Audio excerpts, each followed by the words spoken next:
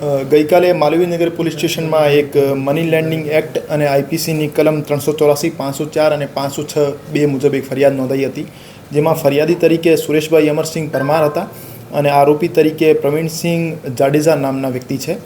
એમાં હકીકત એવી હતી કે ફરિયાદીને ધંધા માટે પૈસાની જરૂરિયાત હતી, તો ફરિયાદીએ આરોપી પાસેથી 60 લાખ રૂપિયા 3% વ્યાજના લેખે લીધા હતા અને ફરિયાદીએ પૈસા પરત ચૂકવ્યા છતાં એમના પાસેથી 5 લાખના જે 7 ચેક લખાવ્યા હતા અને મકાનના દસ્તાવેજની ફાઇલ અને સાટાગત લખાવી હતી.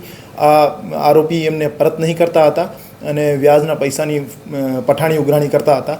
એના માટે લઈને ફરિયાદીએ આરોપી વિરુદ્ધ એક ફરિયાદ નોંધાઈ છે અને હાલમાં તપાસ ચાલુ છે. આ મેટરમાં આઈપીસીની કલમ 384, 504 અને 506 મુજબ ગુનો દાખલ કરવામાં આવ્યો છે. સાથે સાથે મની લેન્ડિંગ એક્ટની કલમો પણ લગાવવામાં આવી છે અને હાલની તપાસમાં એમના પાસે કોઈ લાયસન્સ હોય એવું સામે આવ્યું નહીં.